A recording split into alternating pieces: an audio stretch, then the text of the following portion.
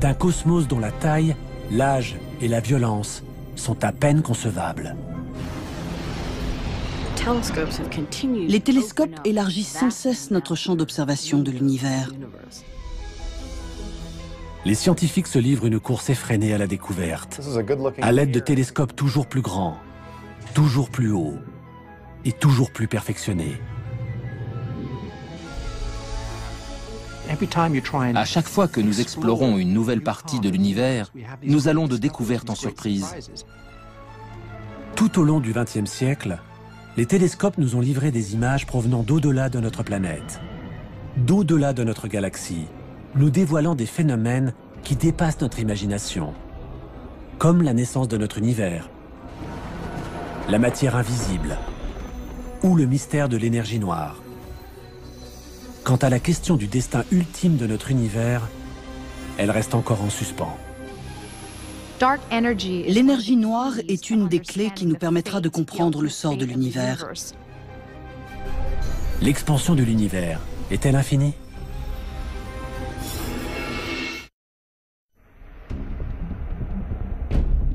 Au début du XXe siècle, l'univers connu se limitait à notre galaxie, la Voie lactée.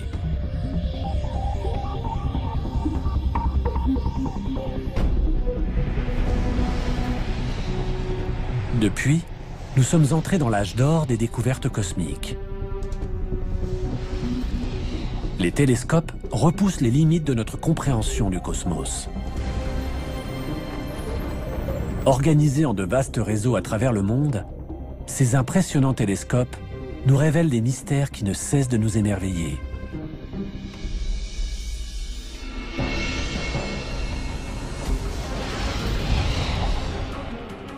Nous contemplons, ébahis, la beauté des planètes de notre système solaire, les majestueux anneaux de Saturne, ou la course folle des nuages à la surface de Jupiter.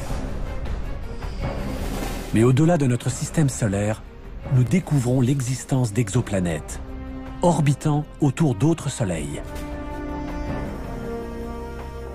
Et par-delà notre galaxie, ce sont des centaines de milliards d'autres galaxies, comme celle d'Andromède, du Sombrero ou du Tourbillon, qui comptent chacune des centaines de milliards d'étoiles. Nous avons détecté des trous noirs gigantesques, tournoyant furieusement au cœur de certaines galaxies, dont la nôtre. Nous avons assisté à des supernovas, des explosions d'étoiles, à des millions d'années-lumière de la Terre, qui éjectent à des vitesses spectaculaires des gaz atteignant des températures phénoménales. Et à l'intérieur d'épais nuages de gaz et de poussière, s'élevant à plusieurs milliards de kilomètres, nous avons décelé la naissance de nouvelles étoiles. Les télescopes élargissent sans cesse notre champ d'observation de l'univers. Aujourd'hui, les télescopes les plus perfectionnés nous livrent des mystères jusqu'alors invisibles, que nous commençons seulement à comprendre. La matière noire, la trame invisible sur laquelle tout notre cosmos est bâti. Et l'énergie noire, une force invisible, mais d'une telle puissance qu'elle repousse les limites de notre univers. À chaque fois que nous explorons une nouvelle partie de l'univers, nous allons de découverte en surprise.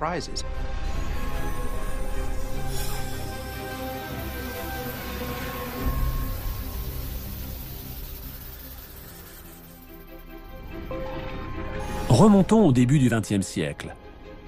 À l'époque, l'univers connu est bien plus petit. Il y a d'abord notre système solaire, avec le Soleil, la Terre et les autres planètes.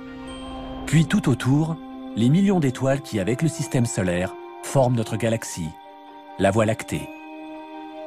Et puis plus rien. L'univers s'arrête là. Mais une question hante cependant les astronomes. La grande question qui agitait le début du XXe siècle était de savoir si l'univers ne se constituait que de notre Voie lactée ou s'il existait d'autres galaxies. Que s'est-il passé depuis? Comment les télescopes ont-ils réussi à révéler une si grande partie de notre cosmos jusqu'à atteindre ses extrémités?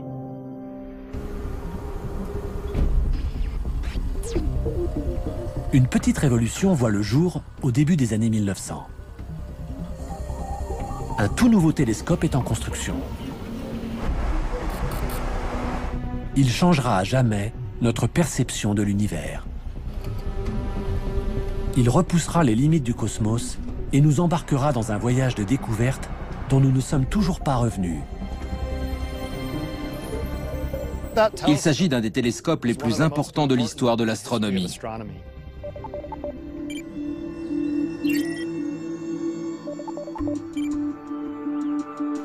Voici comment tout a commencé. L'astronome que vous voyez là est en train de gravir le mont Wilson, qui du haut de ses 1742 mètres, domine la ville de Pasadena en Californie. Son but?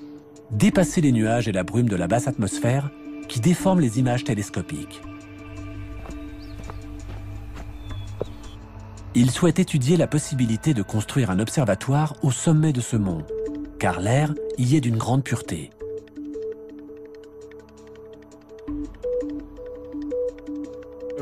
Les astronomes commençaient à se rendre compte que pour avoir une bonne vue astronomique, il fallait trouver des sites de qualité plutôt que de se contenter de construire des télescopes dans des observatoires déjà existants.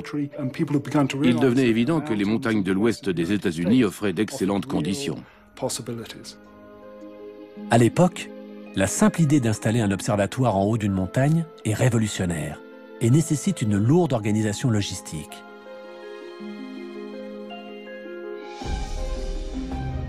Prudemment, des centaines de tonnes de béton et d'acier sont acheminées sur d'étroits chemins de montagne.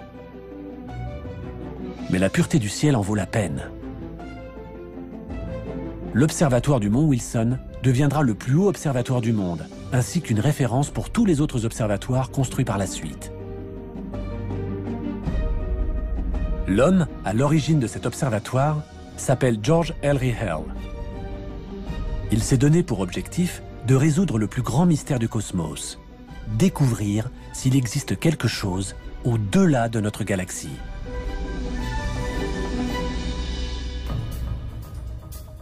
Mais dans son esprit, gagner en altitude n'est qu'un début. Pour pouvoir voir jusqu'au fin fond du cosmos avec la plus grande clarté, son observatoire doit être équipé du plus grand télescope du monde. Les télescopes sont une sorte de réservoir à lumière. Plus un télescope est grand, plus il peut recevoir de lumière et détecter ainsi les étoiles les plus discrètes. Mais Hale rencontre un obstacle de taille. À l'époque, l'objectif de la plupart des télescopes est constitué d'une lentille en verre.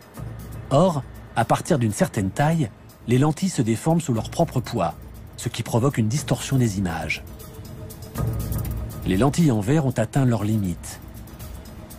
Hale affine donc son cahier des charges. Ce dont il a besoin, c'est d'un télescope géant, capable de recevoir un maximum de lumière et qui ne soit pas équipé de lentilles. Il se tourne alors vers un télescope inventé par Isaac Newton en 1668. Le télescope réflecteur. Ce type de télescope est équipé d'un miroir concave en métal, et non d'une lentille. Il concentre la lumière en la réfléchissant. Hale décide alors d'entreprendre la construction du plus grand télescope réflecteur jamais construit. La construction de cet instrument géant nécessite une technique et des moyens révolutionnaires. Elle se déroulera sur 11 années. Ce miroir concave, d'un diamètre de 2,50 m, pèse plus de 4 tonnes. Il est fixé à la base d'un tube d'acier long de 12 mètres et est abrité par un dôme de 30 mètres de diamètre.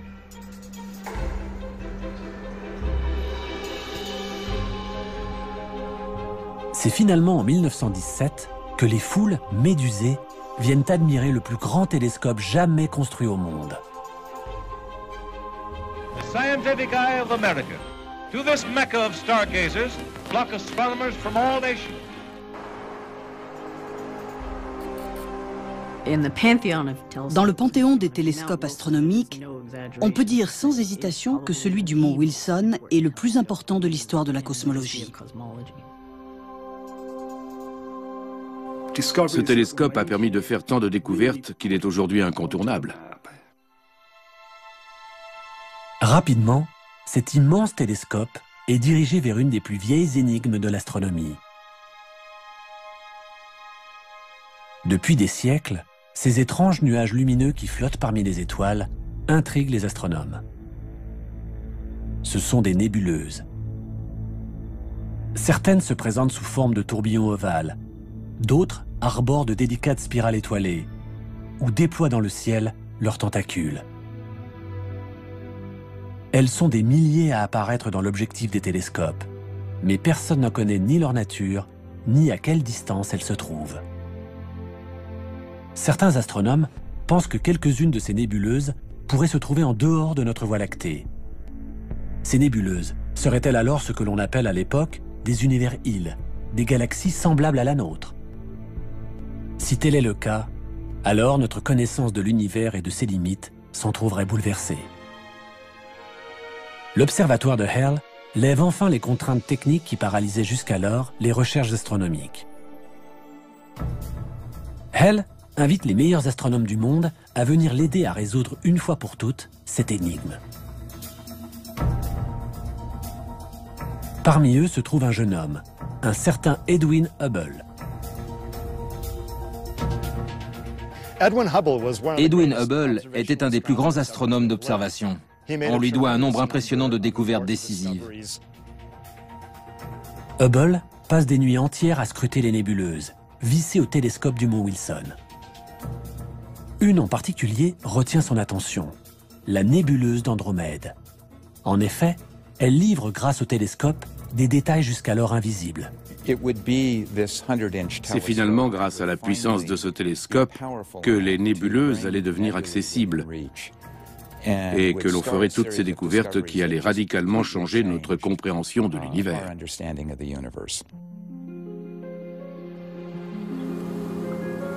Hubble arrive à distinguer des étoiles à l'intérieur de la nébuleuse d'Andromède. Mais pour savoir s'il s'agit réellement d'un univers-île, qui se trouverait en dehors de la Voie lactée, il doit d'abord trouver à quelle distance elle se trouve de la Terre, ce qui est plus facile à dire qu'à faire. Réussir à calculer des distances dans l'immensité de l'univers est une des missions les plus délicates des astronomes. À l'instar des phares de voiture, plus les étoiles sont proches, plus elles brillent fort. C'est en connaissant leur véritable intensité lumineuse qu'il est possible d'établir leur distance. Cela revient un peu à connaître la puissance d'une ampoule électrique. Mais quand on ne dispose pas de cette donnée, cela complique les choses, comme nous l'explique l'astrophysicienne Kim Weaver. À cette distance, on a l'impression que les phares de la voiture semblent avoir la même intensité que celui de mon vélo. Mais plus la voiture approche, plus il semble évident que la véritable intensité de ces phares est supérieure à celle de la lampe de vélo. Pour les étoiles, c'est la même chose. Si l'on connaît la luminosité intrinsèque d'une étoile, alors on peut en déduire sa distance de la Terre. C'est ce qu'on appelle une chandelle standard. Heureusement pour Hubble, des astronomes venaient de découvrir un certain type d'étoile dont il était possible de calculer la luminosité absolue. Il s'agit des étoiles variables céphéides.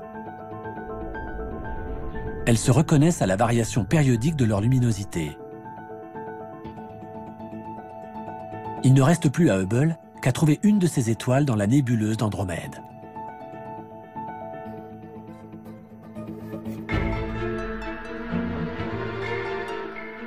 La nuit, il scrute patiemment les cieux, à l'aide du télescope.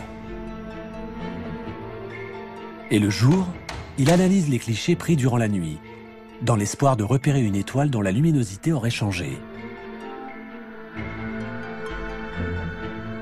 Enfin, le 6 octobre 1923, après des mois de labeur, Hubble touche au but.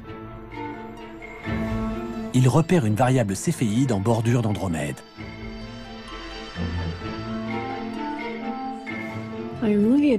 Voici le cliché original d'Edwin Hubble. sur lequel il a trouvé la première céphéide de la galaxie d'Andromède.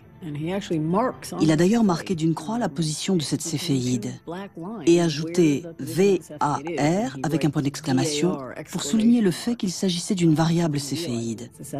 C'est donc en comparant deux clichés qu'il s'est rendu compte du changement de luminosité de cette étoile. Hubble établit alors une mesure qui restera dans l'histoire. La distance qui sépare une nébuleuse de la Terre. Il calcule qu'Andromède se trouve à 800 000 années-lumière de nous. C'est-à-dire 8 fois plus loin que les étoiles les plus reculées de la Voie lactée. Par conséquent, Andromède se trouve à l'extérieur de la Voie lactée. Hubble vient de prouver l'existence d'une autre galaxie que la nôtre. C'est une preuve irréfutable et Hubble explose de joie. Il sait combien cette découverte est importante. Grâce à ses recherches, Hubble vient de faire exploser les frontières de notre univers. Le cosmos ne se résume pas qu'à notre seule galaxie.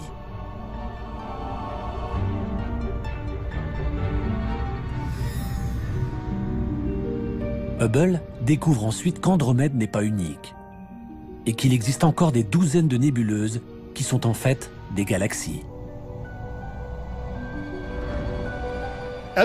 Les recherches de Hubble ont révolutionné notre vision de l'univers. Aujourd'hui encore, les télescopes les plus puissants au monde ne font qu'explorer l'univers découvert par Hubble. Capables de voir à des milliards d'années-lumière, ils ont fait connaître les centaines de milliards de nouvelles galaxies, comptant chacune plus de 100 milliards d'étoiles, qui emplissent l'univers. Multipliez tous ces chiffres entre eux, et vous obtiendrez plus d'étoiles dans le ciel que tous les grains de sable des déserts et des plages de la Terre entière.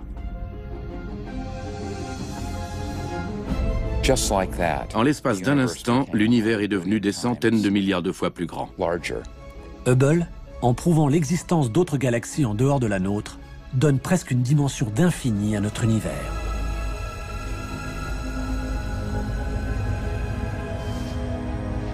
Mais ce qu'il est sur le point de découvrir promet d'être encore plus extraordinaire.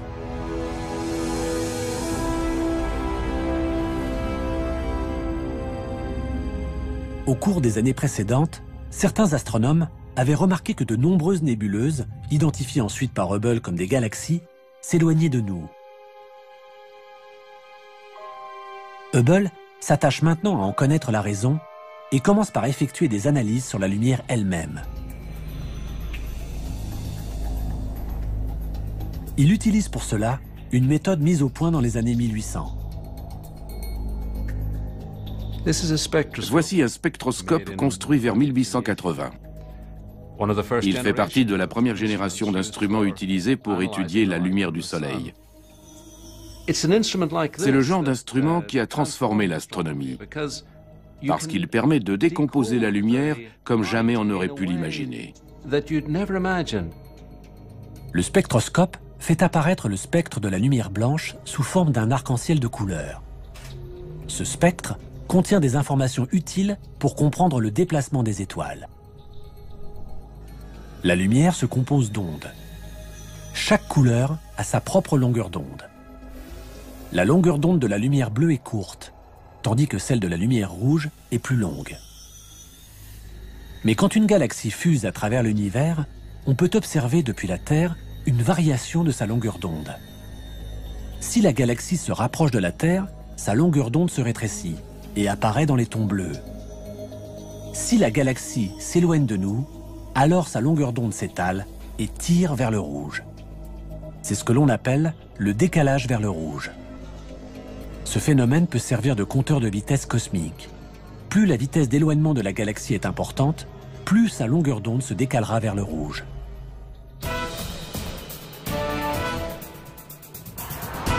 Le son, qui se compose aussi d'ondes, montre les mêmes propriétés. L'astronome Alex Filippenko va nous en faire la démonstration.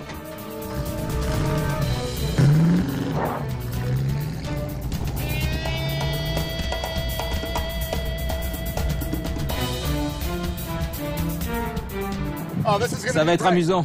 Je vais klaxonner. C'est parti. Le ton du klaxon est constant, bien que la voiture soit en mouvement. Le son qu'entend Filipenko depuis son siège de conducteur est constant. Il ne change pas. Filipenko va à présent rester au bord de la route pour écouter le son du klaxon quand la voiture passera devant lui.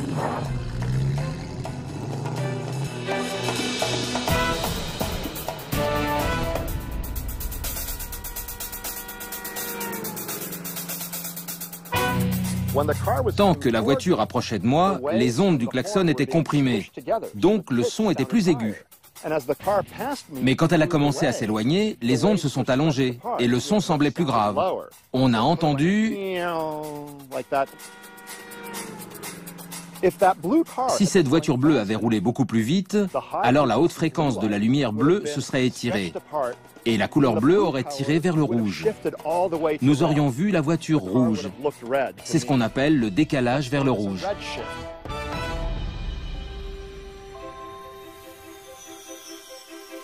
Revenons en 1928. Hubble décide d'étudier le décalage vers le rouge de ces nouvelles galaxies, afin de connaître leur vitesse de déplacement.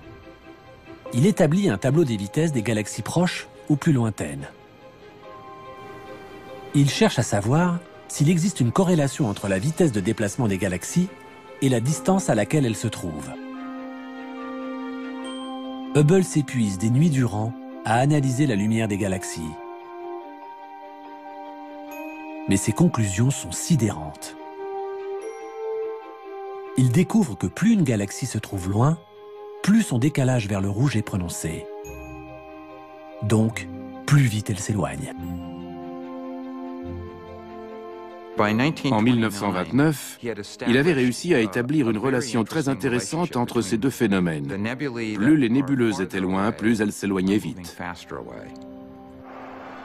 Hubble en tire une conclusion stupéfiante. L'univers est en pleine expansion. Si les galaxies semblent s'éloigner de nous, c'est en fait dû à l'univers lui-même, qui ne cesse de croître. Je vais vous expliquer ce qui se passe dans un univers en expansion. Imaginons un univers hypothétique unidimensionnel où ces balles de ping-pong représentent les galaxies et l'élastique, l'univers qui les sépare. Plus l'univers s'étend, plus les balles s'éloignent les unes des autres. Et c'est l'univers tout entier qui s'étend. Plus il y a d'espace, plus on a l'impression que les galaxies les plus lointaines s'éloignent de nous. La découverte de Hubble est une des avancées les plus importantes de l'histoire de l'astronomie. L'univers n'est pas statique. Il ne cesse au contraire de grandir. Si ces galaxies s'éloignent les unes des autres, c'est parce que l'espace qui les sépare est en train de croître. Cette conclusion relève du génie.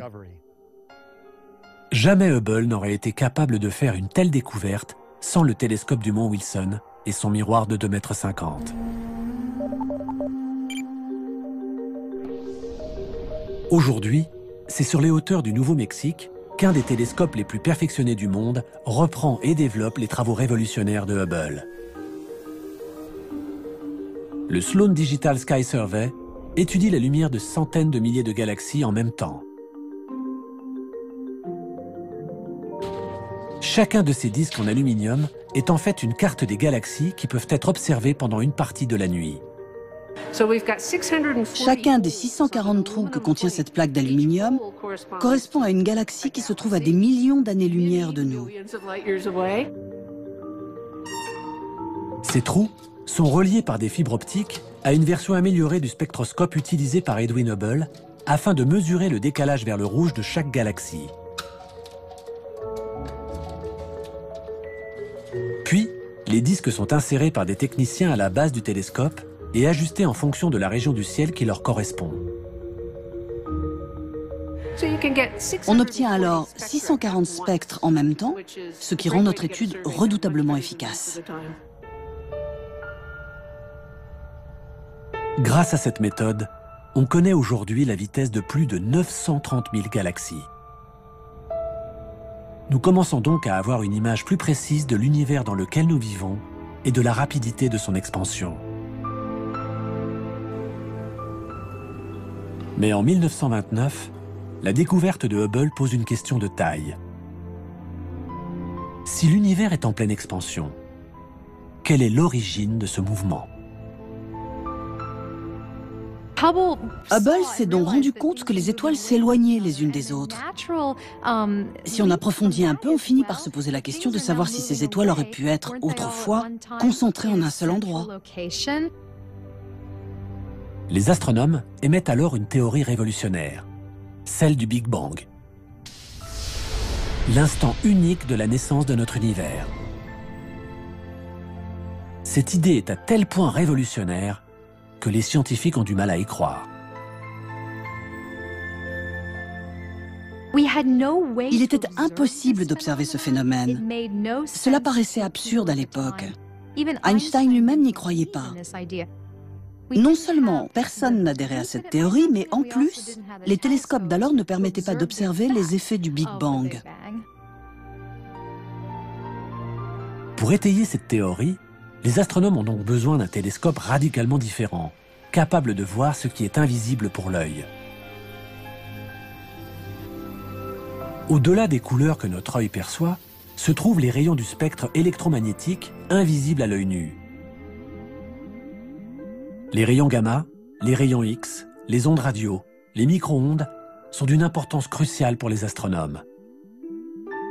Ils peuvent expliquer quelques-uns des épisodes les plus violents de notre univers. L'œil humain ne peut percevoir qu'une infime partie du spectre électromagnétique, des ondes qui fonctionnent comme la lumière. Mais nous avons réussi à voir certaines parties de ce spectre, invisibles à l'œil nu.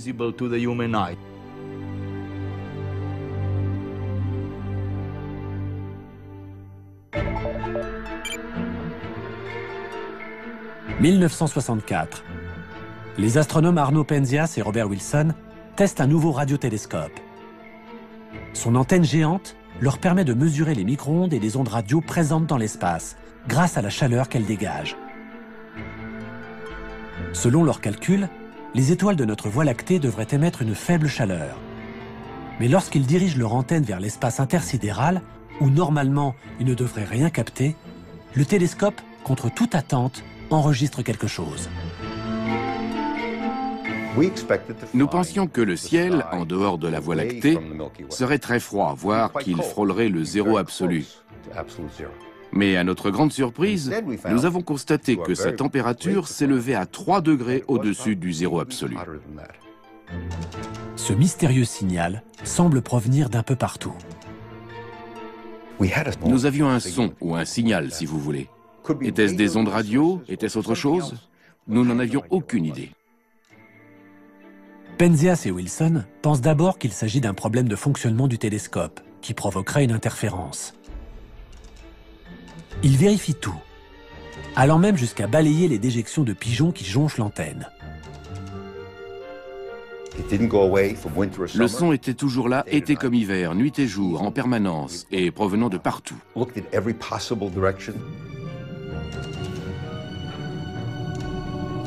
Étaient-ce les restes d'une explosion nucléaire ou des particules chargées qui flottaient dans l'atmosphère? Comment savoir?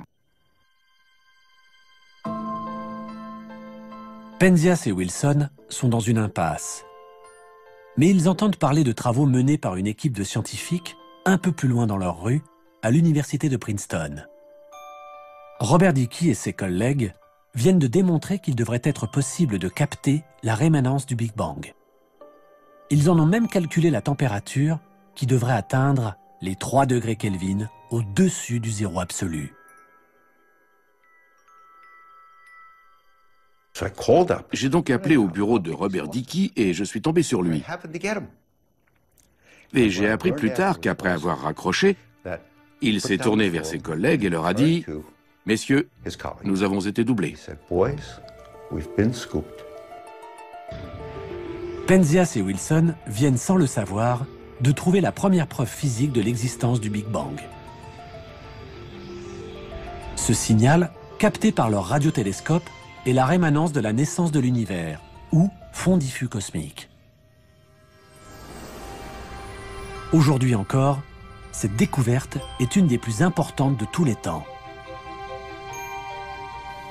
Nous entendions l'écho de la création. En 1978, Penzias et Wilson reçoivent le prix Nobel.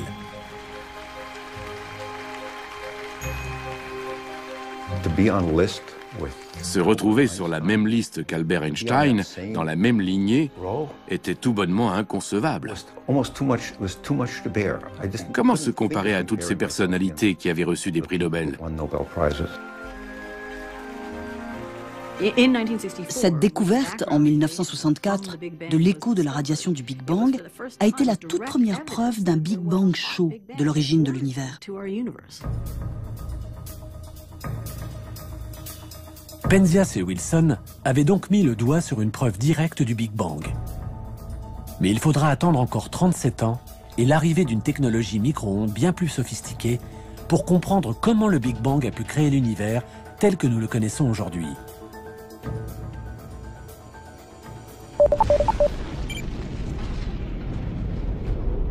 Cet appareil, qui tourne en orbite à 1,6 million de kilomètres de la Terre, est la sonde Wilkinson Microwave Anisotropy Probe, ou WMAP. Il s'agit d'une version très avancée de l'antenne géante de Penzias et Wilson, équipée de 2 télescopes réflecteurs. La mission de la sonde WMAP est l'étude du rayonnement thermique cosmologique dans le moindre de ses détails, afin d'en savoir plus sur la formation des galaxies. Avec la WMAP, nous tentons de remonter jusqu'aux tout premiers instants de l'univers. 1 an après la mise en orbite de la sonde, les premiers résultats sont cartographiés. Les résultats de l'observation étaient étonnants. Au lieu d'une radiation diffuse homogène, nous mesurions des changements de température d'1 millième de pourcentage sur tout l'univers. La WMAP décèle d'infimes fluctuations de température. Le contraste flagrant des changements de température que l'on peut voir ici, qui vont du plus chaud représenté par le rouge au plus froid en bleu, ne sont en fait que des variations de quelques millionièmes de degrés. Ces variations sont donc infimes, mais elles révèlent à l'échelle du ciel des informations d'une importance capitale pour nous. Ces minuscules points rouges correspondent à des endroits où la matière semble se concentrer et où des noyaux de galaxies finiront par apparaître. Ces indices, ces preuves, nous donnent des renseignements cruciaux sur l'origine des étoiles et des galaxies. Grâce à la sonde WMAP, les astronomes recueillent des informations sur les premiers instants de l'univers qui ont suivi le Big Bang. Nous pouvons en déduire ce qui s'est passé au cours du premier milliardième de la première seconde de l'univers. Je trouve vertigineux de pouvoir remonter si loin dans l'histoire de l'univers. La précision de la sonde WMAP permet aussi aux astronomes de résoudre une autre des grandes énigmes du cosmos: l'âge exact de l'univers. Pour la première fois, les astronomes disposent d'un chiffre précis. Nous savons aujourd'hui que l'univers a environ 13,7 milliards d'années. C'est beaucoup, mais ce n'est pas infini, alors que cela aurait pu être le cas. C'est là une autre des grandes découvertes scientifiques du XXe siècle. Jamais aucun autre télescope n'a été capable de nous faire voyager aussi loin de la Terre et aussi près de la naissance du cosmos. Il nous donne à voir les frontières de l'univers et nous en dévoile des détails insoupçonnés. Mais les micro-ondes qu'il enregistre sont invisibles pour l'œil humain. Sera-t-il possible un jour de contempler les toutes premières galaxies de l'univers de nos propres yeux, dans la lumière visible? Oui, mais pour cela, les télescopes optiques devront bénéficier eux aussi d'une avancée technologique qui les fera prendre leur envol. Liftoff of the Space Shuttle Discovery with the Hubble Space Telescope, our window on the universe. La NASA lance le télescope le plus célèbre jamais construit. Si vous demandez à n'importe quel passant dans la rue de citer le nom d'un télescope, on vous répondra Hubble.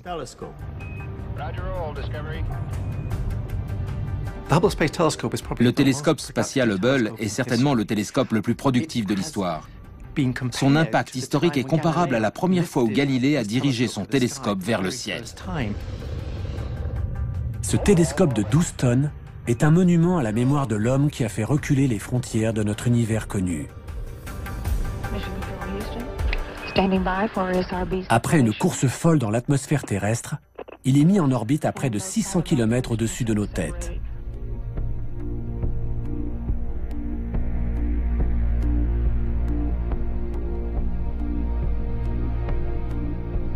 Depuis que Hale avait fait construire un observatoire sur une montagne, les astronomes rêvaient de pouvoir envoyer un télescope dans l'espace. Ici, bien loin de toutes les interférences de l'atmosphère terrestre, aucun nuage, aucun brouillard, aucune turbulence ne vient obscurcir la lumière de l'univers. Le fait d'avoir un télescope dans l'espace nous offre une vue imprenable sur l'univers, et c'est Hubble qui nous a fait remonter le plus loin dans le temps et dans l'espace. Et Hubble, lui, observe la lumière visible. Hubble nous donne les images que nous serions capables de voir si nous étions dans le vide, si nous avions des yeux de 2 mètres et que nous puissions les garder ouverts pendant une semaine. Voilà ce que nous verrions. Ce ne sont pas des images de synthèse, ce sont des photos numériques. Ces photos étonnantes de clarté, prises par Hubble, sont les images les plus extraordinaires qui nous soient parvenues de l'univers. Des restes d'explosions d'étoiles qui fusent dans l'espace.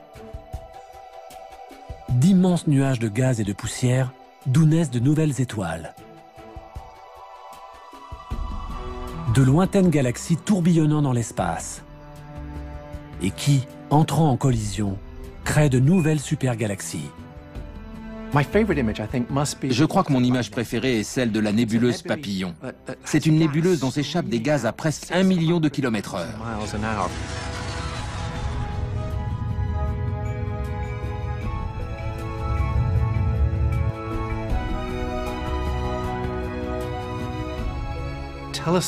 Nous remontons dans le temps. Nous pouvons voir des photos dont le voyage a commencé il y a 13 milliards d'années et qui ont mis autant de temps pour arriver jusqu'à nous. Ce n'est pas seulement dans l'espace que nous voyageons, mais aussi dans le temps.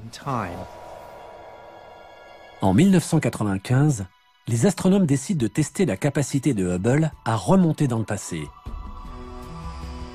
Ils le dirigent vers un minuscule point noir de l'univers et attendent de voir ce que Hubble leur transmettra.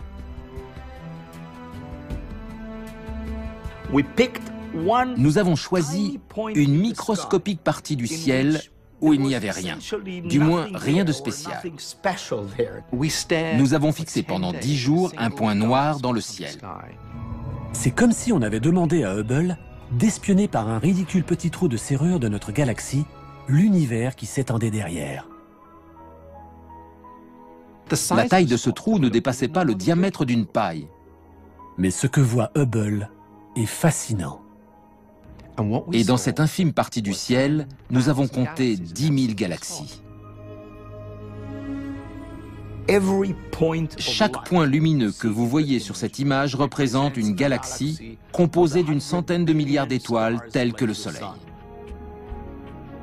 Cette image s'appelle le champ profond de Hubble. On peut y voir des galaxies d'une luminosité 4 milliards de fois plus faible que ce que l'œil humain est capable de percevoir. Cette lumière a commencé son voyage il y a des milliards d'années. S'il y a bien une image qui nous donne une idée de la taille et de la profondeur de l'univers, c'est celle-ci. Chaque mission d'entretien de Hubble a été l'occasion pour les astronautes d'améliorer sa résolution optique. La dernière mission de la NASA, qui remonte à 2009, a permis d'obtenir l'image d'un nouveau champ profond qui révèle les galaxies les plus lointaines jamais vues, datant de seulement 600 millions d'années après le Big Bang. Nous voyons aussi loin qu'il est possible de voir, puisque nous remontons à l'époque de la naissance des galaxies. Le télescope spatial Hubble ne cesse de produire des images toutes plus étonnantes les unes que les autres. Je pense que Hubble est en un sens unique en son genre dans l'histoire de la science.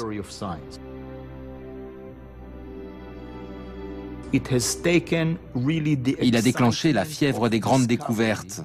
Et chaque homme, chaque habitant de cette terre, se l'est en quelque sorte approprié.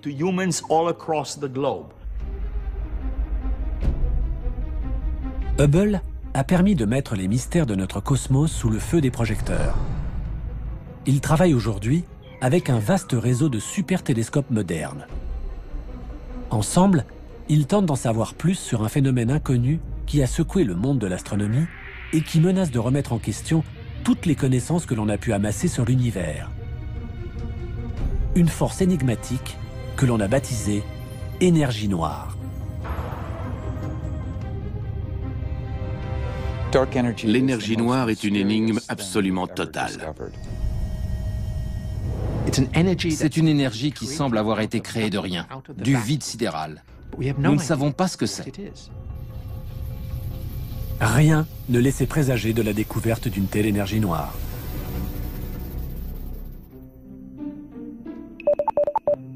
Au milieu des années 90, l'observatoire Keck, construit sur Mauna Kea, le plus haut sommet de Hawaï, accueille une équipe d'astronomes parmi lesquels se trouve Alex Filippenko. Ensemble, ils scrutent les profondeurs du cosmos. Ils savent que l'univers est en pleine expansion. Mais cette expansion durera-t-elle éternellement ? Selon eux, l'univers cessera un jour de croître et commencera à ralentir. Quand je jette en l'air cette pomme, elle subit la force gravitationnelle de la Terre qui la fait ralentir, s'arrêter et inverser son mouvement. De la même manière, toutes les galaxies pourraient un jour ralentir, puis stopper l'expansion de l'univers. Et cela pourrait être suivi par une contraction de tout l'univers, par un Big Crunch. L'univers pourrait-il être en train d'inverser son mouvement ? Pour mesurer la vitesse des frontières de l'univers, les astronomes ont besoin des télescopes les plus puissants de la Terre. Les miroirs des deux télescopes Keck sont véritablement gigantesques. Ils mesurent 10 mètres de diamètre. Ils ont en outre la particularité de ne pas être constitués d'un seul disque de verre, mais de 36 miroirs hexagonaux. L'image qu'ils donnent est d'une clarté exceptionnelle. Les télescopes Keck sont de fantastiques outils. Ils nous permettent de voir des galaxies qui se trouvent aux confins de l'univers visible, à 10, 11 ou même 12 milliards d'années-lumière. Pour connaître la véritable distance à laquelle se trouvent ces galaxies lointaines, les astronomes ont besoin d'une chandelle standard, une étoile qui pourrait servir de maître étalon cosmique. Il y aurait bien les étoiles variables céphéides, dont se servait Edwin Hubble, mais la distance est si grande que leur luminosité serait trop faible. Les astronomes se mettent donc à rechercher dans ces galaxies un type d'étoile bien spécifique, remarquablement brillante. Quand une étoile meurt, elle provoque une explosion d'une violence à peine imaginable. C'est ce qu'on appelle une supernova.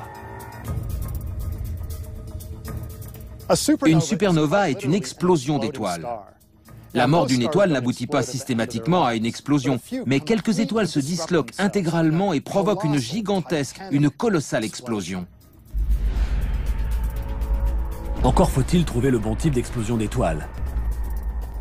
Les astronomes recherchent une supernova dont l'explosion s'accompagne d'une luminosité extrêmement intense et consistante. Une supernova de type 1A. C'est une sorte d'explosion nucléaire incontrôlable. Ce sont de véritables bombes nucléaires. Et malgré les milliards d'années-lumière qui nous séparent de ces galaxies, les astronomes finissent par y trouver une supernova de type 1A. Ça y est, regarde. Là, c'est un peu flou. Ils peuvent à présent mesurer le décalage vers le rouge de ces galaxies lointaines pour en calculer la vitesse d'éloignement. Enfin, en 1998, après des années de recherche, tombe un résultat auquel personne ne s'attendait. L'expansion de l'univers n'est absolument pas en train de ralentir. Elle s'accélère. À notre grande surprise, nous nous sommes rendus compte que la vitesse d'expansion de l'univers avait augmenté. Au lieu de ralentir, elle accélérait. Comme si ma pomme faisait zoom comme ça. Cette conclusion était hallucinante. Une force mystérieuse, impossible à voir, est donc en train de défier la gravité et de repousser toujours plus loin les frontières de l'univers. Les astronomes ont donné à cette force le nom d'énergie noire. Il est possible que la théorie de la gravité d'Einstein soit incomplète et que cette énergie révolutionne quelques-unes des lois fondamentales de la physique. Mais la nature exacte de l'énergie noire et l'influence qu'elle exerce sur notre univers sont autant de questions qui restent actuellement sans réponse. L'énergie noire est une des clés qui nous permettra de comprendre le sort de l'univers. Son expansion sera-t-elle infinie? L'accélération va-t-elle continuer? Va-t-elle même s'accélérer? Si c'est le cas, l'univers risque de se déchirer. La seule chose dont les astronomes soient sûrs, c'est que cette énergie noire remplit la majeure partie de l'univers. Depuis, nous avons découvert que cette énergie noire constitue 72% de la densité d'énergie de notre univers. Et malgré cela, nous ne savons pas ce que c'est. Pour vous faire comprendre la taille de l'énigme devant laquelle nous nous trouvons, prenons l'exemple de la Terre qui est recouverte à 70% d'eau. Et imaginons que nous n'ayons absolument aucune idée de ce qu'est l'eau. C'est ce qui se passe avec l'énergie noire. Et comme si un seul mystère invisible ne suffisait pas, les scientifiques du laboratoire de la NASA, dédiés à la propulsion à réaction, sont en train d'étudier une substance invisible, tout aussi mystérieuse, la matière noire. La matière noire est invisible. On ne peut la voir qu'en observant la distorsion des objets qui se trouvent derrière. Les images prises par le télescope Hubble servent aussi à présent à localiser la matière noire dans l'univers. On peut voir sur les photos que cette substance invisible dévie la lumière. Ce phénomène est comparable à ce qui se passe dans une piscine. Quand on jette une pièce au fond d'une piscine et qu'on la suit du regard, elle ne disparaît pas de notre vue, parce que la lumière réfléchie par la pièce traverse l'eau. L'eau est en quelque sorte invisible. Mais la pièce semble un peu déformée parce que le trajet qu'emprunte la lumière n'est pas droit. Il est déformé par l'eau avant d'atteindre notre œil. La matière noire a les mêmes propriétés. Elle exerce un fort pouvoir gravitationnel sur la lumière qui provient des galaxies lointaines. Ce que nous voyons ici est la lumière d'une galaxie lointaine qui vient vers nous en passant au travers de cette matière noire. Et on voit bien qu'en la traversant, son trajet est modifié. Les astronomes ont calculé que cette matière noire remplit 23% de l'univers. Ajoutez à cela l'énergie noire, et il ne reste plus que 5% de l'univers qui ne soit pas invisible. Cela fait maintenant 400 ans que nous étudions le ciel à l'aide de télescopes. Et pourtant, 95% de l'univers nous est encore complètement inconnu.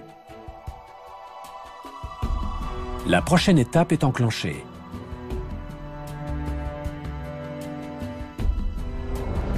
Une nouvelle génération de télescopes, propulsés dans l'espace, installés sur les plus hauts sommets de nos montagnes ou enfouis à des kilomètres sous terre, se prépare à révolutionner une fois de plus notre compréhension de l'univers. Notre connaissance de l'univers dépend exclusivement des télescopes. Ils sont notre unique moyen d'exploration. Nous sommes en train de concevoir des télescopes géants qui nous aideront à avancer sur des sujets fondamentaux, tels que la nature de l'univers, sa composition ou la possibilité d'une vie extraterrestre. La très grande sensibilité des instruments scientifiques actuels les rend capables d'étudier aussi bien le visible que l'invisible. Ce sont eux qui nous livreront les clés des plus grands mystères de notre cosmos. Nous sommes sur le point de découvrir la partie invisible de notre univers. Depuis le jour où pour la première fois l'homme dirigea un télescope vers le ciel, nous n'avons cessé de chercher à découvrir les limites de notre univers. Les progrès de la technologie ont donné naissance à des télescopes toujours plus gros, toujours plus hauts, toujours plus perfectionnés. Grâce à eux, nous avons eu la chance de faire des découvertes toutes plus vertigineuses les unes que les autres. Nous savons à présent combien nous sommes petits comparé à l'immensité de notre univers. Nous sommes même sur le point de découvrir des planètes sur lesquelles pourraient se développer des formes de vie. Y a-t-il des planètes semblables à notre Terre? La vie existe-t-elle ailleurs? Nos futurs télescopes pourraient bien être capables de répondre à ces questions. Étape par étape, nous avons franchi les limites de notre planète, puis de notre galaxie, dépassé ensuite des centaines de milliards d'autres galaxies et atteint les confins de notre univers.